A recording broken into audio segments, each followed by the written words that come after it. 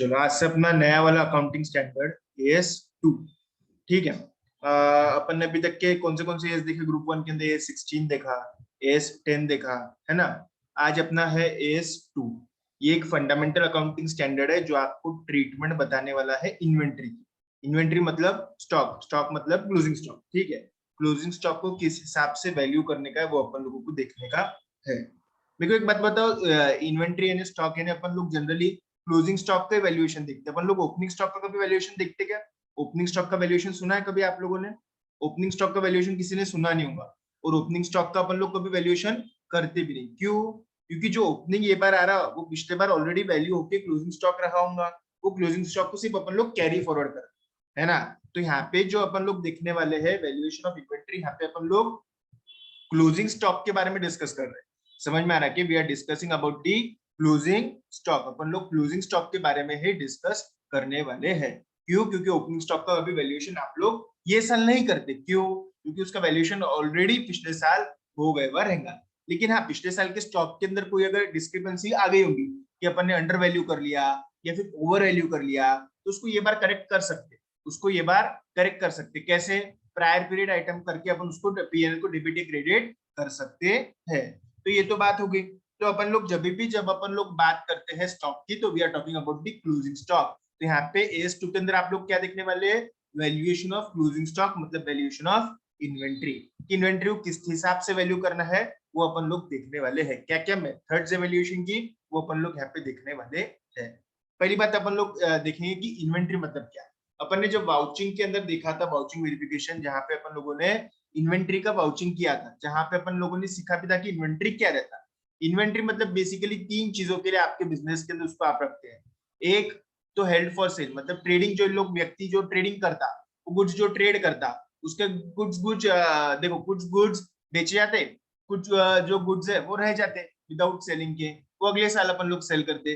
तो जो रह जाता है ट्रेडिंग का माल, उसको क्या बोलते हैं अपन लोग? Held for sale in ordinary course of business, जिसको अपन लोग बोलते हैं फिनिश गुड्स, है ना। ट्रेडिंग कंसर्न के अंदर फिनिश गुड्स ही रहेंगे, फिनिश गुड्स लेते फिनिश गुड्स बेचते। ठीक है। अब एक मैन्युफैक्चरिंग कंसर्न की आप लोग बात सोचो, जहां पे रॉ मटेरियल लिया जाता और उसको फिर प्रोसेस करके फिनिश गुड्स के अंदर कन्वर्ट किया जाता। तो ठीक है, वर्क इन प्रोग्रेस सेकंड वाला आइटम क्या है आप लोगों का? Work in progress. Work in progress मतलब क्या? जो रॉ मटेरियल भी नहीं है, जो फिनिश गुड्स भी नहीं है, मतलब क्या है? वो बीच वाले, मतलब वो कुछ उन्होंने मटेरियल लेबर ओवरहेड खा के बैठे हुए है। फिनिश है क्या वो? नहीं। रॉ है क्या वो? नहीं। वो वर्क इन प्रोग्रेस है।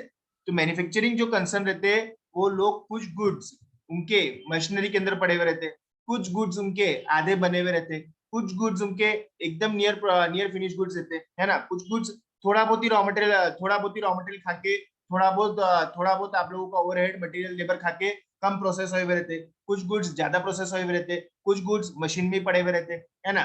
तो वर्क इन प्रोग्रेस मतलब क्या है? ये ऐसे गुड्स है जो कि प्रोसेस में है, जो कि इन स्टेजेस ऑफ मैन्युफैक्चरिंग है। प्रोसेस कॉस्टिंग आपको हो गया होगा, जहाँ पे 20% लेबर खाता, 30% मटेरियल खाता, 40% ओवरहेड खाता, ऐसे गुड्स रहते हैं, है ना। एक प्रोसेस से दूसरे प्रोसेस में जाते, दूसरे प्रोसेस से तीसरे प्रोसेस में जाते। इसमें नॉर्मल लॉस होता, एबनॉर्मल लॉस होता। प्रोसेस अकाउंट 1 बनाते, प्रोसेस अकाउंट 2 बनाते, फिनिश गुड्स अकाउंट बनाते, नॉर्मल लॉस का अकाउंट बनाते, एबनॉर्मल लॉस का अकाउंट बनाते।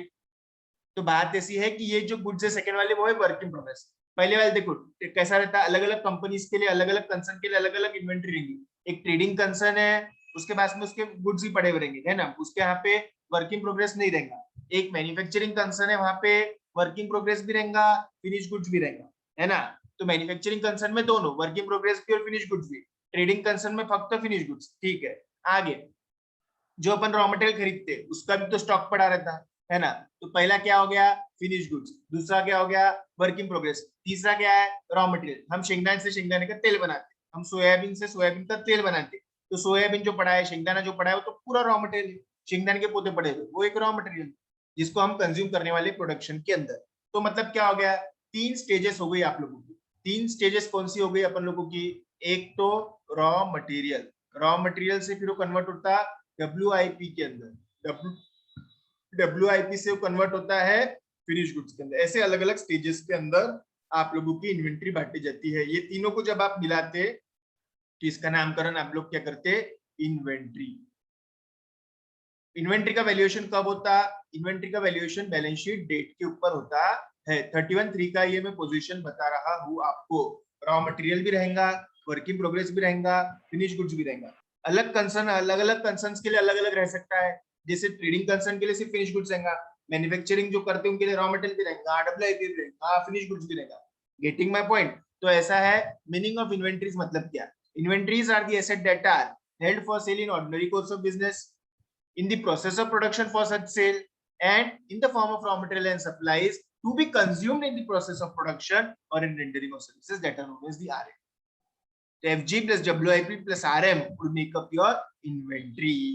Inventory का valuation 31(3) को as on balance sheet होता है, as on balance sheet date होता है। तो इन्वेंट्री बोला तो आपके दिमाग में 3 आना चाहिए। एक तो हेल्ड फॉर सेल, दूसरा इन प्रोसेस ऑफ प्रोडक्शन, तीसरा रॉ मटेरियल जो कि प्रोडक्शन में इस्तेमाल होने वाले हैं।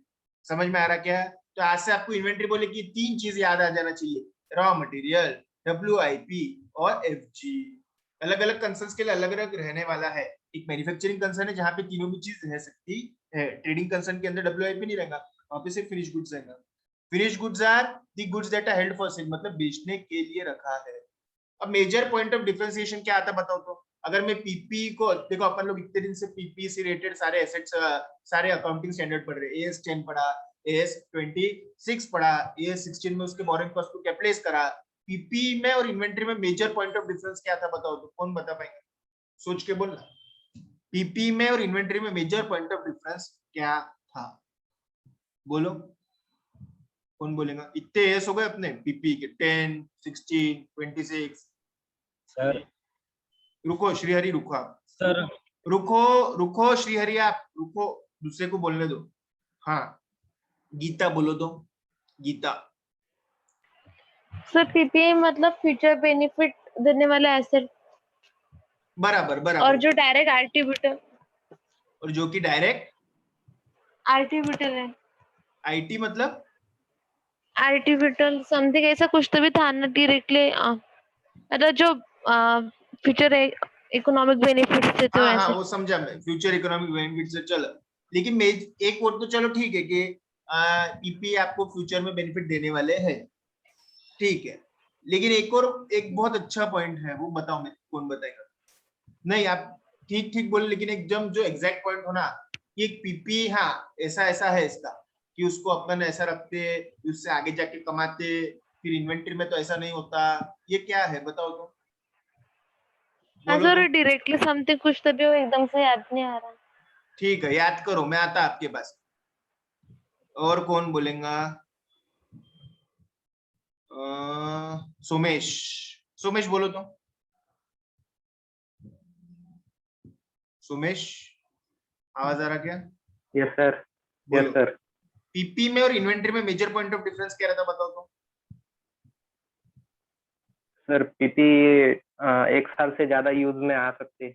यस यस बराबर, आप बहुत करेक्ट लाइन पे हो। 1 साल से ज्यादा यूज में आते, मतलब हम उसको अपन बहुत साल रखते, इन्वेंट्री अपन बेच बेच के मोकले हो जाते हैं, क्योंकि इन्वेंट्री तो हेल्ड फॉर सेल ही है। इसका मतलब क्या हो गया पीपी?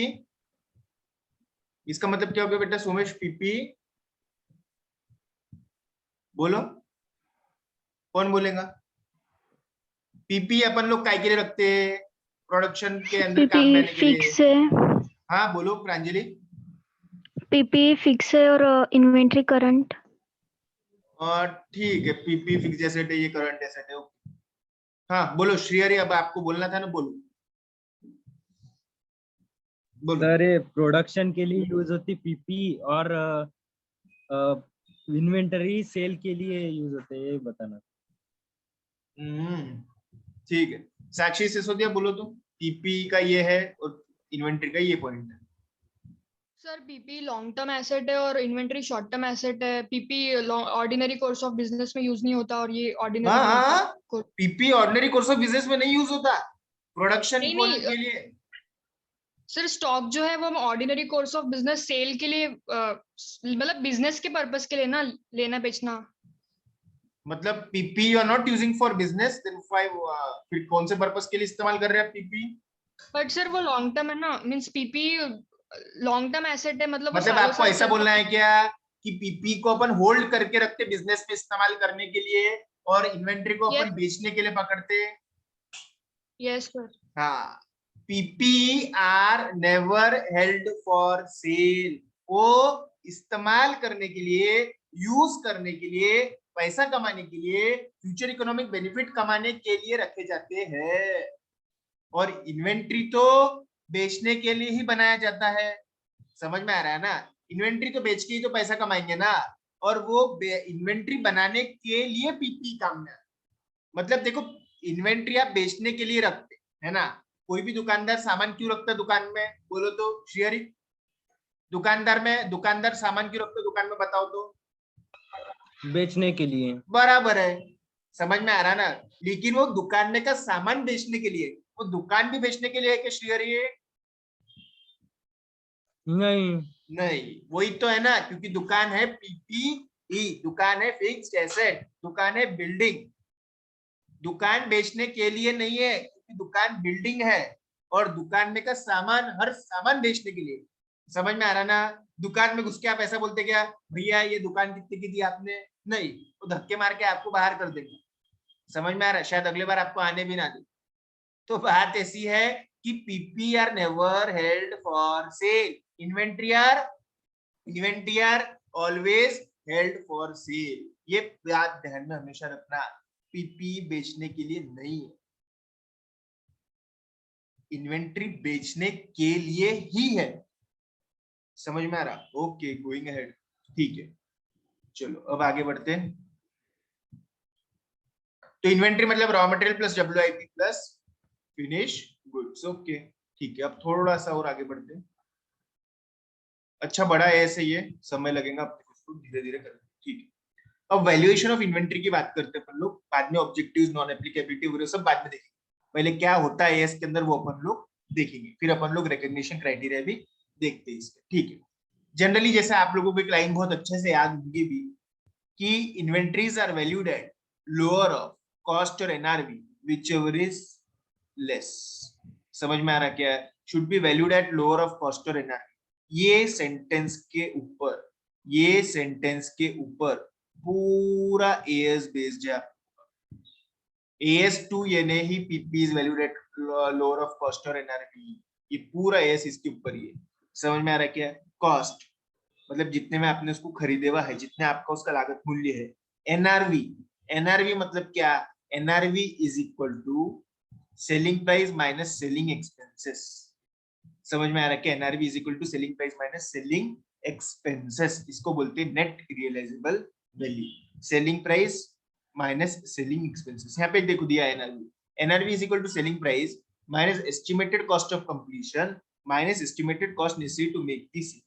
मतलब कोई अगर आधा बने हुआ गुड्स है, ठीक है, कोई गुड्स 50% ही कंप्लीट है, ठीक है, 50% ही कंप्लीट है, तो मेरे को एक बात बताओ, 50% गुड्स तो सेलेबल नहीं रहेगा ना, पहले आपको क्या करना पड़ेगा, उसको 100% के अंदर कंप्लीट करना पड़ेगा। सर ये क्या बोल रहे हैं आप, नई बात बता रहे हो? तो हाँ देखो, एक बात ऐसी है कि जैसे आप शेंगदाने का तेल बनाते, अब कैसा है, शेंगदाने जो रहते उसको पहले आप पीसते, फिर सुखाते, फिर तेल बनाते, फिर क्रश करते, फिर छानते, बहुत लंबा प्रोसेस ऑयल मिल के अंदर जाके देख लेते।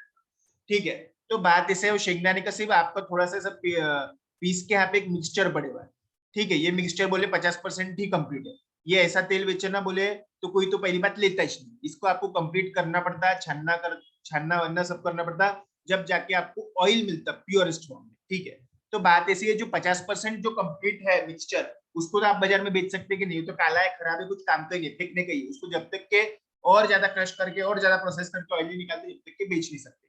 तो अगर मैं इसकी एनआरवी निकालना चाहूँ ऑयल की, तो पहली बात तो क्या है कि 50% मिक्सचर को आपको 100% कंप्लीट करना पड़ेगा, है ना, और फिर उसका अंदर से सेलिंग एक्सपेंसेस अगर कुछ होंगे तो वो कम करना पड़ेगा। समझ में आ रहा है कि आप लोगों को इस तरीके से ही करना पड़ता है।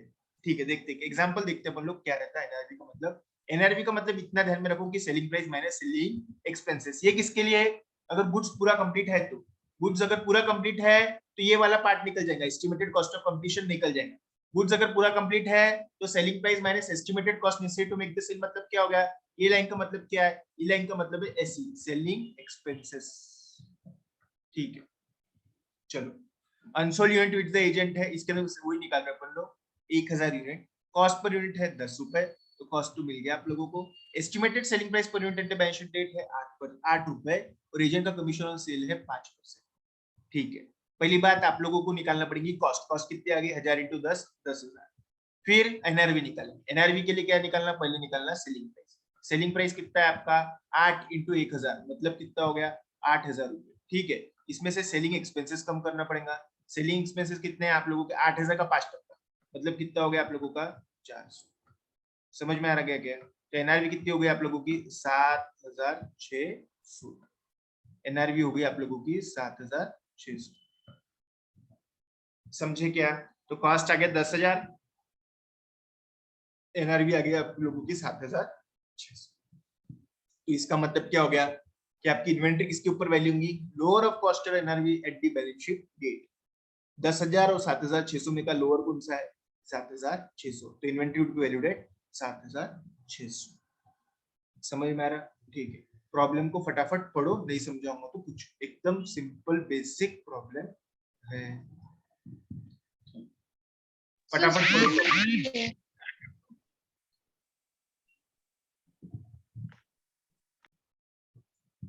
ये डायलॉग के ऊपर पूरा इज बेस्ड है, लोअर ऑफ कॉस्ट और एनआरवी।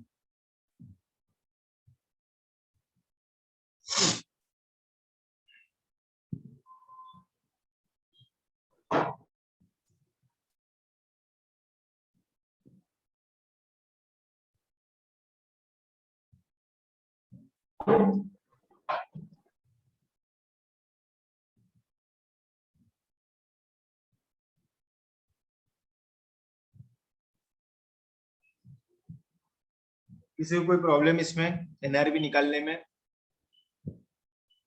एकदम बेसिक है, मतलब एस तो अभी तक असली चालू भी नहीं हुआ।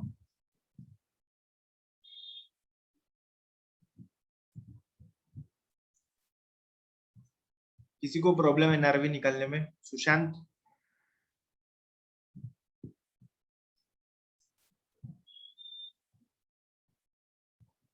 अंजलि भक्कड़। सर हाँ बोलो। सर आपकी स्क्रीन नहीं दिख रही। स्क्रीन नहीं दिख रही?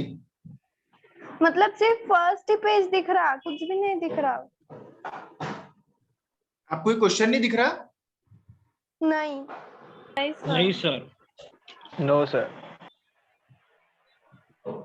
जब से दिख नहीं रहा क्या आप लोगों को? नहीं सर। तो कब बोलते फिर? ये दिख रहा क्या? अभी दिख रहा? हाँ हाँ सर, अब दिख रहा। अरे बापा, अरे बाबा, कब बोलते कब फिर आप लोग? कैसे यार, हट।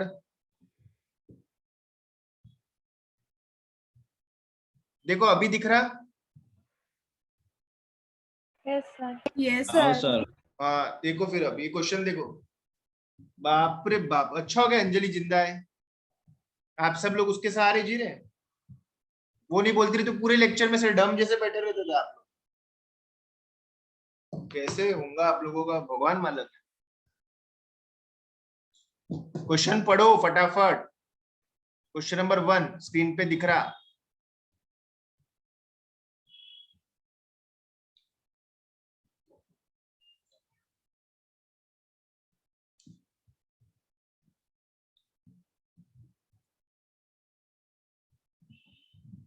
एनआरवी कैसा आया देखो। सेलिंग प्राइस कैसे आई? 1000 गुड्स है, 8 रुपए की selling price, total selling price आ गई 8000।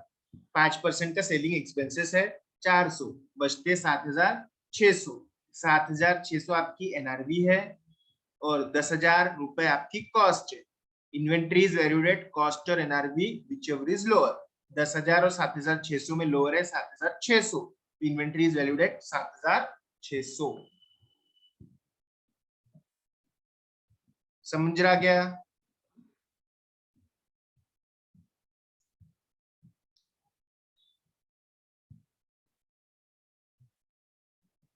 ठीक है, चलो अब थोड़ा सा अपन लोग इसके अंदर आ जाए कि कौन सी चीजें इन्वेंट्री में आती है। अपन ने देखा कि जो चीजें held for selling ordinary course of business, मतलब जो कि फिनिश गुड्स है, या फिर जो कि WIP है, या फिर जो कि रॉ मटेरियल्स, इसको अपन लोग इन्वेंट्री में कंसिडर करते हैं।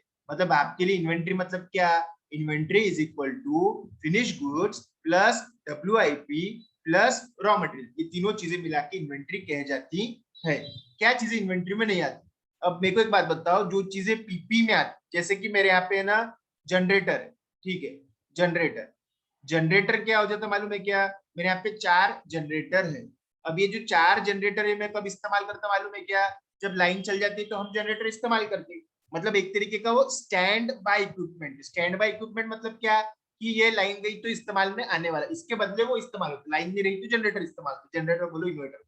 4 जनरेटर पड़े हुए। अब ये 4 जनरेटर पीपी में आएंगे कि इन्वेंट्री में आएंगे, कौन बोलेगा बताओ तो? जनरेटर ये पीपी में आते हैं कि इन्वेंट्री में आते हैं?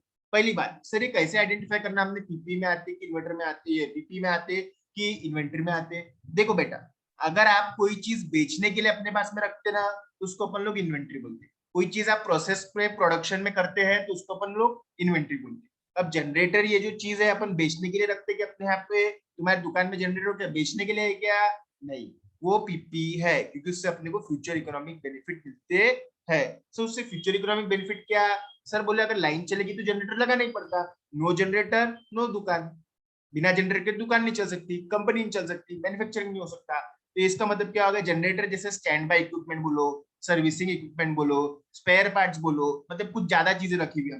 एक के बदले 2 मशीनें रखी हुई है, एक लाइन चलेगी तो मतलब दूसरे पे चलती है, एक खराब हुई तो पहले पे चलती है, 1-2 कंप्यूटर ज्यादा रखे हुए, 1-2 प्रिंटर ज्यादा रखे हुए, कुछ चीजें ज्यादा रखना जरूरी है। समझ में आ रहा है? तो ये स्पेयर पार्ट से सर्विसिंग इक्विपमेंट है और स्टैंड बाय इक्विपमेंट है, ये इन्वेंट्री में नहीं आते हैं। तो ये क्या आते हैं फिर? पीपी में। Machinery, spares, servicing equipment which are specific to the particular fixed asset should be capitalized in accordance with the AS10 and should not be treated as inventory for the purpose of AS2. कोई machine से related parts है, pistons है, gears है, कुछ ऐसे spheres है, parts है, पाने हैं, नट है, कुछ ऐसी जो चीजें हैं जो मशीन से रिलेटेड ही है, ये खराब हो गए तो हमने ज्यादा रखे हुए, ये सब क्या आते? ये सब पीपी में आते हैं। समझ में आ रहा? ठीक है। Machinery spares, machinery के related spare and parts and servicing equipment which are not specific to the particular fixed asset which can be used generally for various items of fixed asset. हमारे यहाँ पे कुछ बड़े बड़े ऐसे पार्ट्स है जो 4-5 मशीनरी में कहीं भी काम में आ जाते, तो वो भी क्या होंगे? पीपी में ही आएंगे, क्योंकि अपन ने बेचने के लिए रखे हुए क्या? स्पेयर पार्ट्स बोलो, सर्विसिंग इक्विपमेंट बोलो, स्टैंड बाय इक्विपमेंट, जो चीजें अपन बेचने के लिए नहीं रखी हुई है वो तो 100% इन्वेंट्री में ही आएंगे। तो आज से आप कैसे डिस्टिंग्विश करेंगे इन्वेंट्री और पीपी में? जो चीज बेचने के लिए रखी हुई है वो इन्वेंट्री है, जो चीज वापरने के लिए रखी हुई है, इस्तेमाल करने के लिए रखी हुई है, उसको आप लोग बोलेंगे पीपीई। समझ में आ रहा क्या? तो कौन बताएगा? चलो, what is the point of distinguishing between the PP and inventory? कौन सा पॉइंट है डिस्टिंग्विश करने के लिए पीपी और इन्वेंट्री के लिए? बोलो तो अनुश्री बड़ेरा। बोलो, इन्वेंट्री और फिक्स्ड एसेट में कौन सा पॉइंट ऑफ डिफरेंशिएशन है? सर जो चीज बेच रहे वो इन्वेंटरी और जो चीज अपन यूज कर रहे प्रोडक्शन करने के लिए वो पीपी। गलत गलत गलत गलत। हाँ, और कौन बोलेगा? सन्मय खंडेलवाल बोलो तो, बोलो सन्मय। जो चीज सेल करने के, जो चीज सेल कर रहे हैं वो इन्वेंट्री। गलत गलत, सन्मय भी गलत। चलो, वेरी गुड। तेजस गांधी बोलो तो। सर जो चीज हम सेल करने के लिए खरीद रहे वो इन्वेंट्री, और जिससे जो हम प्रोडक्शन करने में यूज कर रहे हैं वो पीपी। पार्टली करेक्ट है, पार्टली करेक्ट। जो चीज बेचने के लिए खरीद रहे, पार्टली करेक्ट। वैष्णवी बोर्ड से बोलो तो। जो चीज सेल करने के लिए होल्ड करिए वो इन्वेंटरी। एंड जो चीज आपने बेचने के लिए रखी हुई है वो इन्वेंट्री है। इसके पहले जो मैंने पूछा था ना, वो क्या बोल रहे थे मालूम है? जो चीज हम बेच रहे हैं वो इन्वेंट्री। अरे पापा, हम भंगार बेचते फिक्स्ड एसेट का, वो इन्वेंट्री हो जाएगा क्या? हम लोग रद्दी बेचते, हम लोग टूटे पुराने चेयर्स बेचते, जो हम बेचते हैं वो सब इन्वेंट्री थोड़ी है। अरे जो बेचने के लिए हेल्ड करके रखे हुआ है purpose of ordinary course of business, वह इन्वेंट्री है। ऑर्डिनरी कोर्स ऑफ बिजनेस भी बोलना बहुत जरूरी है और हेल्ड फॉर सेल भी बोलना बहुत जरूरी है। ये दो चीजें ही तो जान है ना। जो चीज बेच रहे वो इन्वेंट्री है, ये तो इतनी हल्की डेफिनेशन हो गई which is having no marks for it. कोई मार्क्स नहीं मिलेंगे अगर इन्वेंट्री का डेफिनेशन।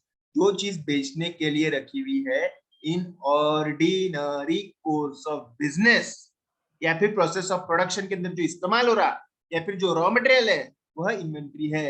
जबकि पीपी तो अपन ने वापरने के लिए रखी हुई है इन प्रोसेस ऑफ प्रोडक्शन। समझ में आ रहा क्या? इन प्रोसेस ऑफ प्रोडक्शन आप लोगों ने इसको रखेगा है। चलो ठीक है, आगे बढ़ते। स्पेयर पार्ट, सर्विसिंग इक्विपमेंट, ये सब आप लोगों के इन्वेंट्री नहीं है। ये सब क्या है? पीपीई। हाँ बोलो, किसको डाउट है? सर अगर वो जनरेटर कंपनी नहीं, जनरेटर बनाने वाली कंपनी है और उसके स्टॉक में जनरेटर है और वो उसमें से कुछ जनरेटर कंपनी यूज कर रही है, तो उसका वो जो यूज कर रही है उसका क्या होगा? वो उसके लिए पीपीई है। हम जनरेटर बनाते, हम बैटरी बनाते, हमारा नाम है एक्साइड इन्वर्टर बैटरीज। एक्साइड नाम की हमारी कंपनी है, हम इन्वर्टर की बैटरी बनाते। उसमें हमने क्या है, हम हर साल 1000 बैटरी बनाते। उसमें की 3 बैटरी जो है ना हमने हमारे पास में रख ली वापरने के लिए, बेचने के लिए नहीं, वापरने के लिए। वो पर्टिकुलर 3 बैटरी, पर्टिकुलर 3 इन्वर्टर मेरे लिए पीपीई रहेंगे। देखो ना, तुम बेचेंगे कि उसको? नहीं, तुम तो तुम्हारी दुकान में वापरेंगे। जैसे ही बोला वापरेंगे वैसे ही वो हो गया PPE, because it is not held for cell. समझ में आ रहा है ना? हेल्ड फॉर सेल में नहीं है, वो इस्तेमाल करने के लिए रख लिया। और वो 3 में जो वापरूंगा मैं 3 4 5 साल वापरूंगा उसको। समझे कि श्रेयरी? Yes sir. डिस्टिंग्विशिंग फैक्टर ये रहता, तुम बेचने के लिए रख रहे कि वापरने के लिए रख रहे। काय के लिए रखा तो तुमने वो 3 चीजें बाहर बताओ तो श्रेयरी। यूज करने के लिए। हाँ, तो यूज इज पीपी का क्राइटेरिया। यहाँ पे बेचना बेचना बेचना बेचना, ये इसका क्राइटेरिया है इन्वेंट्री का, बेचने के लिए, पैसा कमाने के लिए। ठीक है, चलो। कंटेनर्स एंड एम्प्टीज कैसा रहता? मैंने पहले भी बोला था आपको, स्टोर्स बोलते हैं इसको। स्टोर्स मतलब वो तेल भरने के लिए डब्बे बोलो, फिर वो स्टिकर बोलो, ये टीन के डब्बे के अंदर हम तेल भर के देते, प्लास्टिक की कैन में तेल भर के देते। ठीक है, तो ये सब क्या रहता बताओ? ये सब भी, अब देखो, ये सब भी आप लोगों के लिए इन्वेंट्री ही रहने वाला है। ऑल्दो ये कैसा है, ordinary course of business related वाली मैटर नहीं है। अपन लोग ऑर्डिनरी कोर्स में तो डब्बे थोड़े बना के बेचते हैं, है ना? लेकिन क्या है, ये डब्बा जरूरी है इन्वेंट्री भर के देने के लिए। समझ में आ रहा? इसको अपन लोग इन्वेंट्री बोलते हैं। Getting my point? आईसीआई ने इसके ऊपर एक रिमार्क दिया हुआ है कि ये these are containers and empties that are held for this inventory purpose. ये सब इन्वेंट्री ही बोले जाएंगे। इन्वेंट्री बना के उसके अंदर भर के दे रहे, ये सब इन्वेंट्री के अंदर ही आएंगे। ठीक है, अब आपके सामने एक मैंने एग्जांपल रखा। ठीक है, ये तो मेरे क्या होगा, ये सब डब्बे हैं। ठीक है, ये क्या आंसर है? मैं इसके अंदर तेल भर भर के देता है, अलग अलग शेप के डब्बे। हम इस सब डब्बों की भी इन्वेंट्री थोड़ी बहुत तो रखने पड़ता है। स्टिकर लगाओ, डब्बे रखो, थोड़े बहुत डब्बे प्लास्टिक के, टीन के, 15 की कैन, 15 लीटर की कैन है, 5 लीटर की कैन है, 1 लीटर की भी हमने छोटी छोटी बॉटल्स बनाई हुई है। ये सब डब्बे डुब्बे हमारे यहाँ पड़े रहते। अब आगे में बढ़ता, देखो ये डब्बों में भरने के लिए बहुत बड़ा टैंकर है। ऐसे 2 बहुत बड़े टैंकर है, 1000 लीटर का एक टैंकर और 1000 लीटर का दूसरा टैंकर। ये दोनों टैंकर में से ही इनमें माल लाया जाता है। ये दोनों टैंकर भी हमारे यहाँ पे है। अब ये जो दोनों टैंकर है, बताओ ये इन्वेंट्री में आएगा कि पीपी में आएगा? ये जो सब डब्बे डुब्बे ना, छोटे वाले 5 लीटर की कहना, 2 लीटर की कहना, 1 लीटर की कहना, ये तो सब इन्वेंट्री है। आईसीआई ने बोल दिया। ये बड़े बड़े टैंकर काय में आएंगे बताओ तो? ये टैंकर काय में आएंगे? बहुत बड़े बड़े 2 टैंकर है, बताओ। पीपी क्यों क्यों क्यों? सर उसके अंदर बार बार तेल लेके आएंगे ना भरने के लिए। हाँ, उसके अंदर तेल जैसे पानी की टाकियां रहती है ना, हमारे यहाँ पे जैसे तेल की टाकियां है। हम तेल उसमें भरते और फिर छोटे छोटे कैनों में वो डिस्ट्रीब्यूट हो जाता है। छोटी छोटी कैना तो हम बेच डालते, तेल के साथ में कैना भी गई ना। क्या लोगों को सिर्फ तेल देते हाथ में पकड़ के? तेल थोड़ी देंगे, तेल देंगे कैन के साथ। तो देखो वो कैन जो है ना वो बेची जा रही, ये जो कैना है ना ये सब बेची जा रही। कैसे बेची जा रही सर? अरे पापा के तेल लोगों को हाथ में देते के पकड़ के, ये ऐसा नहीं होता।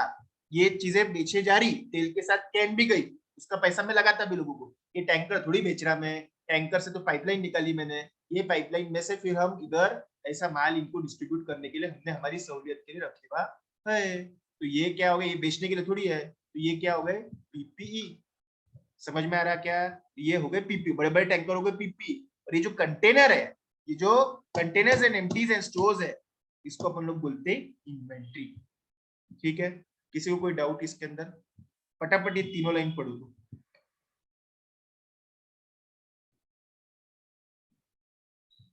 चीजों को डिस्टिंग्विश करने के लिए आप सोचो कि वो अपन ने क्यों रखा हुआ है बिजनेस। टैंकर हमने वापरने के लिए रखे हुए हैं, कंटेनर हमने माल भर के बेचने के लिए रखे हुए हैं।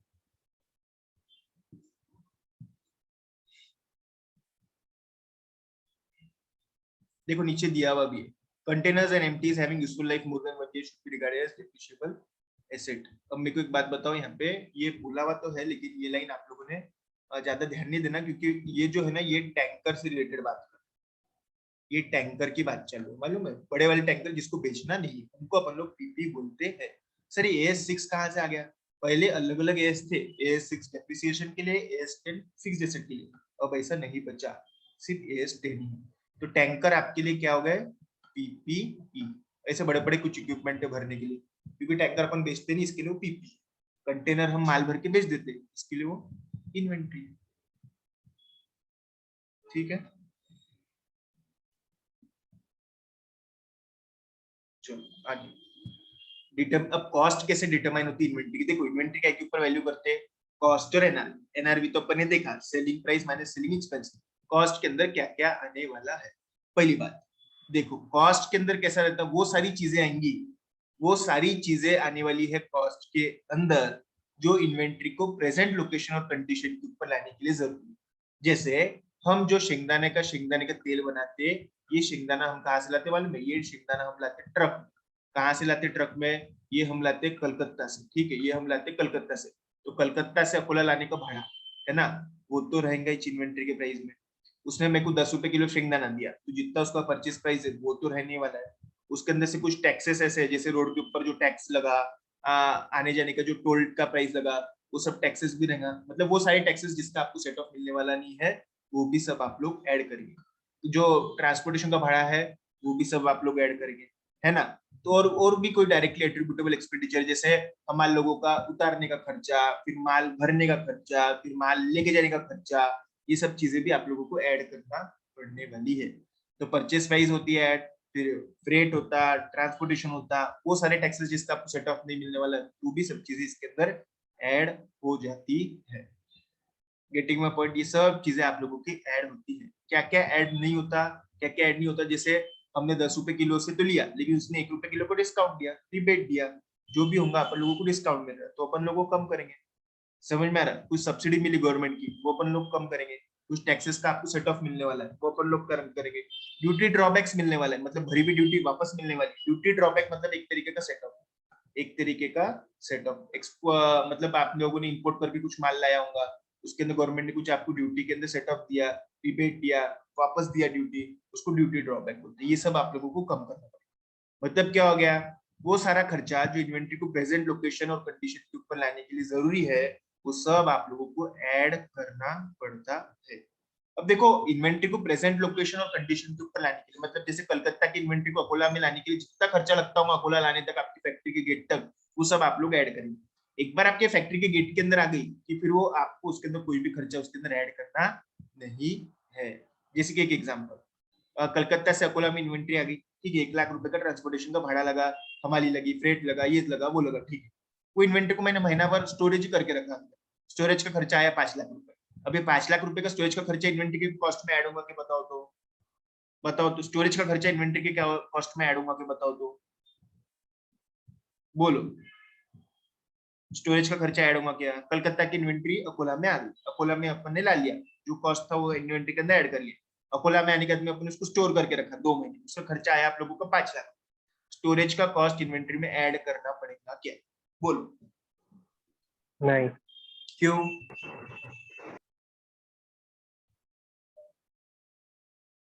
कौन बोलेगा क्यों? बोलो तो। एसेट को फिट टू यूज करने के लिए यूज नहीं किया ना वो एक्सपेंस। फिट टू यूज करने के लिए नहीं किया, ओके ठीक है। दूसरा और कोई कारण किसके पास में? देखो इन्वेंट्री के अंदर वो सारा खर्चा ऐड किया जाता है जो इन्वेंट्री को प्रेजेंट लोकेशन एंड कंडीशन के ऊपर लाने के लिए जरूरी है ना। तो बात कैसी है, प्रेजेंट लोकेशन मतलब क्या? कलकत्ता से अकोला लाने का खर्चा है ना, मतलब लोकेशन से लोकेशन पे लाने का खर्चा, मतलब फ्रेट हो गया, ट्रांसपोर्टेशन हो गया, हमाली हो गया, ये सब चीजें। प्रेजेंट लोकेशन तो ये हो गया, प्रेजेंट लोकेशन मतलब अकोला में लाने के लिए क्या स्टोरेज करना जरूरी था कि इन्वेंट्री को? नहीं, कलकत्ता की इन्वेंट्री आप अकोला में लाके कभी भी इस्तेमाल कर सकते थे, वो तो फिट टू यूज हो गई थी ऑलरेडी, है ना। तो अब एक बार वो फिट टू यूज हो गई तो फिर अब आपको कोई कॉस्ट उसके अंदर ऐड करना नहीं है। समझ में आ रहा क्या? तो बात ऐसी है कि present location, present condition. Present condition मतलब क्या? कंडीशन मतलब क्या?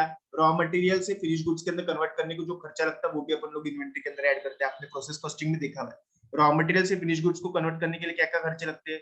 लेबर लगता, ओवरहेड लगता, मटेरियल लगता है, ये सब तो अपन लोग इन्वेंट्री में ऐड ही करने वाले, वो तो आपकी कॉस्ट में ऐड ही होने वाले, ठीक है। इसके अलावा जो खर्चे अपन लोग वो ऐड करने वाले नहीं है, ठीक है। कोई डाउट है किसको? पूछो। क्यू सर का लेक्चर कितने बजे है? 7 o'clock की 7:50? 7 o'clock। चलो ठीक है, फिर अपन लोग रुकते देखते हैं अपन लोग बात, ठीक है। Have a great day, thank you.